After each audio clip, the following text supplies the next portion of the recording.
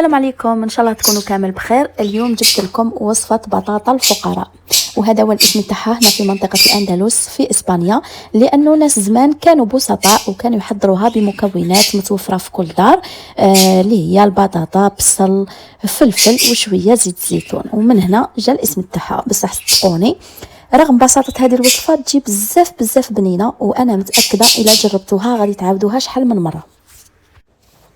بسم الله. في مقله حطيت كميه مليحه من زيت الزيتون، وكما دائما نقول لكم تقدروا تستعملوا الزيت العادي. زدت حبه بصل كبيره مقطعه شرائح، ومعها 4 ولا 5 فصوص نتاع الثوم. درت الثوم بالقشره تاعو باش البنه تاعو ولا النكهه تاعو ما تجيش قاويه في الوصفه وتجي خفيفه. ضفت شويه نتاع الملح ونقليهم مده 2 دقائق باش البصل والثوم يطلقوا النكهه تاعهم. ومن بعد زدت لهم حبه فلفله حمراء وحبه فلفله خضراء. الا كان عندكم غير الحمراء ولا الخضراء معليش ديروا غير وحده فيهم. قطعتهم شرائح، وإلا بغيتوا تقطعوهم مربعات معليش، ما تفرقش في هذه الوصفه، قطعوهم كيما بغيتوا. نخلطهم شويه مع البصل ونخليهم يتقلاو حتى يتبالوا.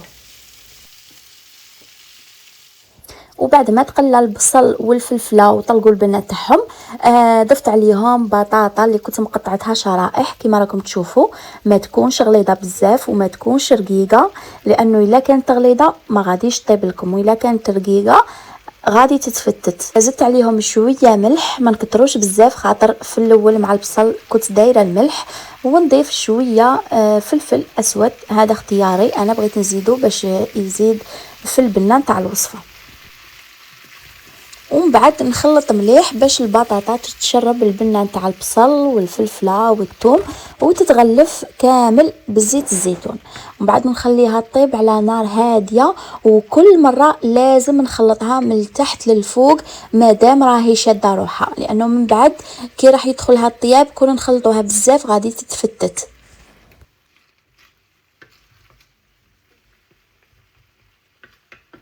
وكما راكم تشوفوا كنت كل دقيقه ولا 2 دقائق نجي ونخلط مليح البطاطا والفلفله والبصل باش ما يتلصقوش في المقله ويتحرقوا.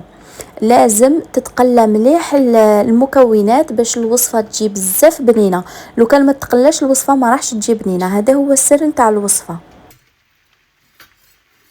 وبعد ما تقلات الخضره مليح، غطيت المقله وخليت فتحه صغيره باش هذاك البخار كامل يخرج، وما تجيش البطاطا كيما البطاطا المغليه. رانا باغيينها تجي صوتي وتجي بنينه وتحافظ على الشكل تاعها وما تتفتتش، باش في طبق التقديم يجي الشكل تاعها شباب. وكما راكم تشوفوا مره على مره كنت نخلط فيها، ولكن غير بشويه، لانه هنايا راهو بدا يدخل لها طياب، وإلا بديتوا تخلطوا بسرعه راح البطاطا تتفتت. وكما راكم تشوفوا كنت كل دقيقتين 3 نجي نخلط مليح. خلطوها بلا سباتول ماذا بكم، ولا بمغرفه كيما هكا تكون مسطحه باش تعاونكم ما تفتتش البطاطا. ونعاود نغلق عليها، نعاود نجي نخلطها بعد دقيقتين ولا 3 حتى نشوف البطاطا دخلها طياب ولا طابت نص طياب. نجي نضيف عليها كميه مليحه نتاع المعدنوس مقطع، ونزيد نخلط مليح المعدنوس مع الخضره، وندخلها للفرن على درجة حرارة 200 درجة، وكل واحدة على حساب الفرن تاعها. نشعل عليها من تحت والفوق حتى تاخد لون احمر ولا ذهبي الشباب، هذاك اللي نبغوه كامل في البطاطا. وهذه هي وصفة بطاطا الفقراء، وصفة بسيطة اقتصادية ترافقوا بها اللحوم، الأسماك، الدجاج. تاكلوها وحدها تجي بنينة وخفيفة وتشبع. راكم تشوفوا في المقلة ما لصقت ما والو، حضروها في مقلة ما تكونش تلصق باش تعاونكم. ضفت عليها رشه نتاع معدنوس من الفوق، وهذه هي الوصفه. ان شاء الله تكون عجبتكم. وإلا عجبتكم ما تنسوش الاشتراك في القناه وشاركوا الفيديو مع احبابكم واصدقائكم، وخلوا لي تعليق واعجاب، ونقول لكم نتلاقوا في فيديو اخر ووصفه اخرى ان شاء الله. مع السلامه.